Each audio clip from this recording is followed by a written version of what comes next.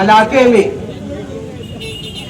جتنے لوگ بستے ہیں، تمامی برادران وطن، میرے ہندو بھائی، اگر آپ سب تک یہ آواز پہنچ رہی ہے تو آپ لوگوں سے گزارش ہے کہ اس وقت تو یہ جو دھرنا ہے کسی ایک مذہب کو لے کر، کسی ایک قوم کو لے کر، کسی ایک برادری کو لے کر نہیں ہے، بلکہ یہ دھرنا ہمارے اپنا شہر جو گنگا جمنا تہذیب پورے ہندوستان میں مشہور ہے کہ یہاں کے صوفی اور سنت مل جل کر رہتے ہیں، یہ دیکھ کر فرقہ پرست آپ کے اپنے شہر پر، آپ کے اپنے علاقے پر، آپ کے اس پیارے مالیگاؤں میں جہاں عید اور دیوالی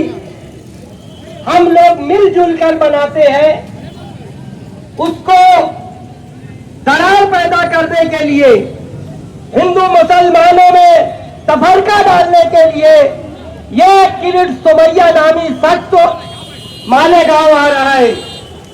ہونا یہ چاہیے کہ جو میرے ہندو بھائی ہیں وہ اس سے سوال کرے کہ آج آپ نے جو آروپ لگایا ہے، جو الزام لگایا ہے، تو آج تک کوئی ایک بنگلہ دیشی یا ایک پاکستانی یا ایک چین، جاپان، امریکہ کا آدمی، کوئی ایک شخص تو آپ کو ملا کیا؟ اگر نہیں ملا تو آپ کو اور بھی کام ہوگا۔ برائے مہربانی ہمارے ہندو مسلم اتحاد کو جب لشکر والی عیدگاہ پر ہم نماز پڑھنے جاتے ہیں تو ہندو بھائی وضو کے پانی کا انتظام کرتے ہیں، جب گھر کی یاترا آتی ہے تو مسلمان پھول برسا کر اس گھر کی یاترا کا استقبال کرتا ہے۔ یہ اتحاد ان سے دیکھا نہیں جا رہا ہے، اور یہاں فرقہ پرستی ایک مسلمان مولانا کے ساتھ گاٹھ کر کے، یہ مسلمانوں کا شہر نہیں ہے، یہ ہندو اور مسلمانوں کا شہر ہے، یہ سیتا میاں کی زمین ہے، یہاں راون کے قدموں کی آگ محسوس ہو رہی ہے۔ میں ڈپارٹمنٹ سے کہنا چاہتا ہوں کہ آپ اپنے پاور کا استعمال کب کریں گے؟ آپ جو وردی کی قسم کھاتے ہیں کہ یہ وردی کسی ایک مذہب کی نہیں ہے، کسی ایک دھرم کی نہیں ہے، اس کا حق آپ کب ادا کریں گے؟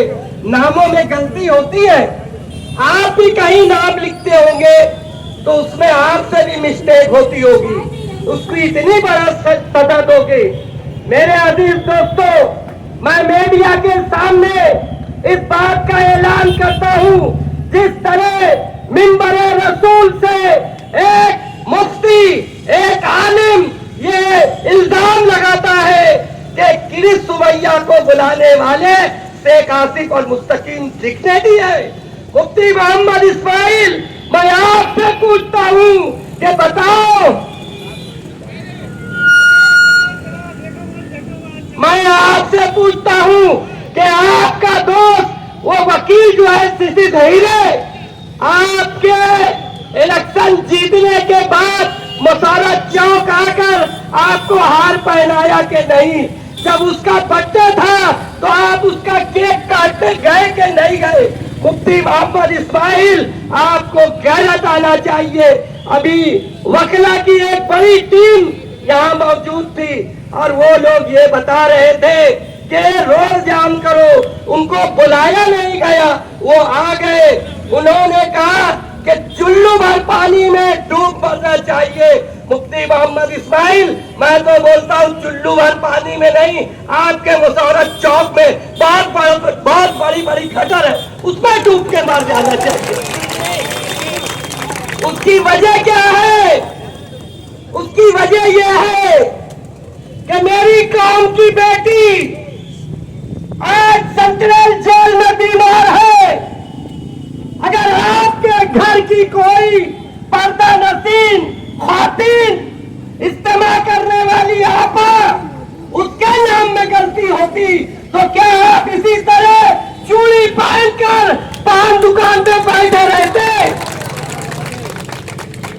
آپ نے تو کہا تھا، آپ نے الیکشن کے وقت تو کہا تھا کہ تیرا میرا کیا رشتہ. ہمارے دیش میں تیرا میرا رشتہ جو ہے وہ اپنے اپنے مذہب کے اوپر میں سلام کرتا ہوں، لیکن ہندوستان میں ہندو مسلمان ایکتا کا رشتہ ہے. اس میں ہندو مسلمانوں کو لڑانے میں سب سے بڑا ہاتھ کسی کا ہے تو وہ مفتی محمد اسماعیل کا ہے. تم شہر کو سنبھالو گے؟ میں پوچھتا ہوں. 13 سال ہم نے خانوادہ شیخ رشید صاحب کو مخالفت میں بات کی اور آپ کی حمایت میں بات کی آنکھیں بند کر کے، کیونکہ آپ لبے کرتے والے تھے اور یہ قمیض پہننے والے لوگ ہیں. اس لیے ہم نے منبر کی لاج رکھی. تم کم سے کم جس کلمے کی بات کرتے ہو اس کی لاج رکھ لیتے. آج اسی ہفتے میں نے ایک پوسٹ پڑھی تھی کہ مفتی محمد اسماعیل کو استعفیٰ دے دینا چاہیے. میں وکلا بغیر بلائے آئے ایک ان کے پارٹی کا ذمہ دار کہہ رہا تھا کہ اگر یہ مخلص ہوتے تو ہم کو بھی بلاتے. ہاں یہ مخلص نہیں ہے، تم مخلص ہو تو بغیر بلائے آ جاتے. اور ان کے لیے نہیں آتے، قوم کی بیٹیوں کے لیے آتے. جب تم قوم کی بیٹی کے نہیں ہو سکے، ماں بہن بیٹیوں کے نہیں ہو سکے، تو تم شہر کے بھلائی کے لیے، شہر کی تعمیر و ترقی کے لیے کچھ نہیں کر سکتے. وہ شخص کیا شہر کو سنبھالے گا جو اپنے پارٹی سیکریٹری کو نہیں سنبھال پایا؟ وہ شہر کو کیا سنبھالے گا؟ جو اطہر اشرفی جس کی جائیداد کرتا تھا، ایک مدرسے میں اس نے دھوکہ دیا ہے، ورنہ یہ حلفیہ بیان دے اسی عیدگاہ کے منبر سے کہ اطہر اشرفی کو مدرسے کے لیے دھوکہ دیا کہ ریٹ نہیں مانگا. ہم نے صرف ایک کام دیا تھا، وہ تم نہیں کر سکے. تم کیا قوم و ملت کو سنبھالو گے؟ میرے عزیز دوستوں، میرے بھائیوں، میرا شہر کے ہندو بھائیوں سے اپیل ہے، پولیس ڈپارٹمنٹ سے اپیل ہے کہ شہر کا امن اگر کوئی سنبھال سکتا ہے تو وہ شہر کی عوام ہے، اور شہر کو لڑانے کی پوری جدوجہد جاری ہے. ہندو مسلمان فساد کرنے کی ایک مکمل سازش ہے. اس لیے ڈپارٹمنٹ کو بھی چاہیے کہ آپ کے گھر میں بھی بہنیں ہوں گی، آپ کی بھی بیٹیاں ہوں گی، اس لیے اپنی ورزی کا حق ادا کرو. میرے عزیز دوستوں، میرے بھائیوں، میں سلام کروں گا شیخ آصف صاحب کو، میں سلام کروں گا پورے مالیگاؤں کے مسجد، مدرسے، مندر، چرچ کی عوام سے کی طرف سے مستقیم کا کہ ان لوگوں نے قوم و ملت کے لیے، ہندو مسلمان ایکتا کے لیے یہ قربانی دے رہے ہیں. لہذا ہم سب کی ذمہ داری ہے کہ ان کی آنکھ بنے، ان کی طاقت بنے، ان کا بازو بنے. میرے عزیز دوستوں، جب ان کا کوئی پروگرام ہوگا، میں پوچھنا چاہتا ہوں، 22 جون کو شیخ آصف صاحب نے 5 ضلع کے لوگوں کو بلایا، تو فرقہ پرست تو کہتا ہے کہ اس میں انصاری نہیں تھے، یہ تمہارا باپ بھی تھا. آج نہ جانے کتنے لوگ تھے. پہلے اپنے باپ کو پہچانو تو پھر بولنا کہ اس میں انصاری نہیں تھا. اس میں انصاریوں کی تعداد زیادہ تھی، اور یہاں بھی انصاریوں کی تعداد زیادہ ہے. یہ نقطہ میں کھلے عام ثابت کروں گا، میرے پاس پروف ہے. یہ انصاری، شیخ، سید، یہ جھگڑا لگانے والے کا نام مفتی محمد اسماعیل ہے. تم انصاری ہو، تم بولتے ہو کہ جب شیخ आसिफ बम्बई पद यात्रा लेके जा रहे थे। बोले उसमें अंसारी लोग नहीं है, उसमें बुनकर लोग नहीं है। मेरे अजीज दोस्तों, मेरे भाइयों, मैं तो बोलता हूँ इस मौलाना का कोई इलाज करो, कोई भूख झाड़वा जगागीर को लाओ, इसको बड़ा कोई खप्पीस लगा। क्यों? एक रोज बोले अतर भैया मेरे पास 2 मुवक्किल है। मैं भी डर गया कि यार मैं इतनी बार के छोसा जाता हूँ, मेरे पीर साहब लोग कभी नहीं बोले मेरे लगे एक मुवक्किल है, इनके लग 2 मुवक्किल है, अपने को तो बहुत बावजू आना चाहिए। तो बोले कि अतर भाई ऐसा हुआ कि जामा मस्जिद का काम चल रहा था, हमारे लोग काम कर रहे थे, हिंदू बहनें, हिंदू बेटियां, तो एक हिंदू बहन को कोई फिर गई, पाँव फिसल गया। ये सबको बोले वो नापाक थी, तो मेरा मुवक्किल उठा के फेंक दिया। तो मैंने जगह पे पूछा था साहब क्या वो नदी में डूब के आएंगे, हम्माम के नीचे खड़े रहेंगे, तो क्या मेरी हिंदू बहन पाक रहती है मस्जिद में? जरा ये बात आप, मैं खुल के नहीं बोल सकता, आप लोग समझ के झूठ।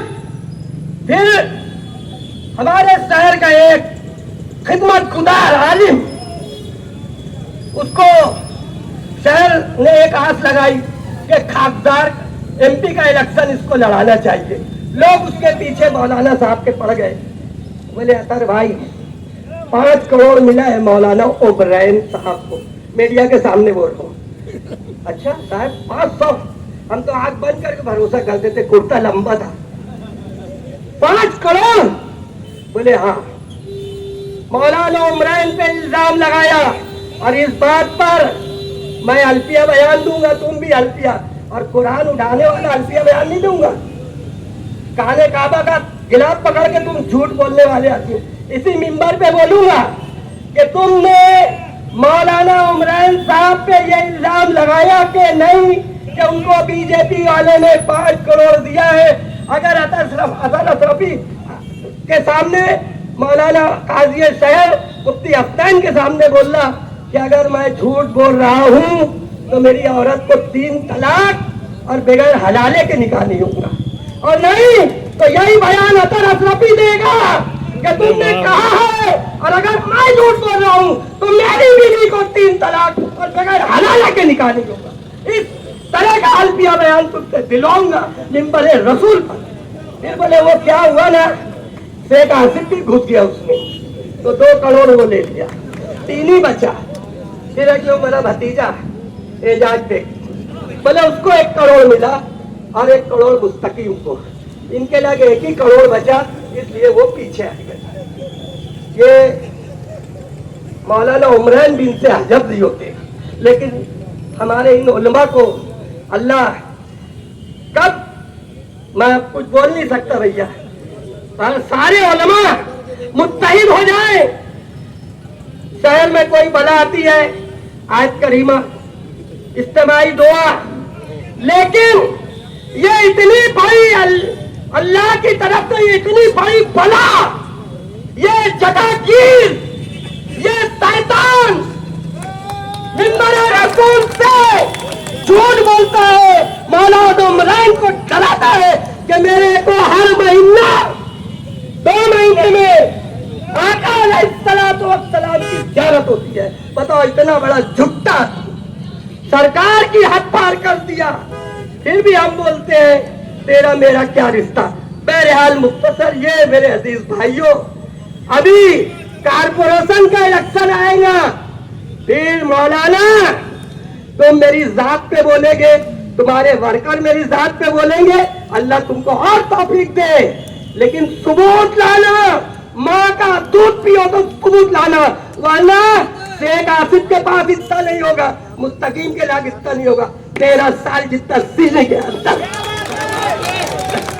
और तुम्हारी दुश्मनी में नहीं बोलूंगा मुफ्ती साहब, मैं अपने मफाद के लिए नहीं बोलूंगा, میرے شہر کی بھلائی کے لیے، میرے شہر کو تباہ ہونے سے، برباد ہونے سے بچانے کے لیے کہ شاید تم کو غیرت آ جائے اور تم استعفا دے دو، اس لیے مفتی صاحب حساب میں میں کسی کی ذاتیات کے بہت خلاف ہوں، لیکن اگر آپ نے اور مجھ کو کتنی بھی گالی دے گے، مجھ کو کتنا بھی بولیں گے، ایک الفاظ اللہ کی عزت کی قسم نہ کبھی میں بولا ہوں اور نہ بولوں گا، بغیر پیسے کے تو بھی ہے، میرا گناہ دھوئیں گے، میرے لیے اچھا ہے، لیکن شہر کے ہیت میں تمہارا ایک کارنامہ ثبوت کے ساتھ پیش کروں گا انشاءاللہ۔ کارپوریشن کا الیکشن آنے دو، اور یہ جو برادری کا جھگڑا ہے، یہاں جتنے برادری کے لوگ ہیں، اللہ کا واسطہ ہے اس شیطان کے بھڑکانے میں مت آؤ، ہم سب ایک ہیں۔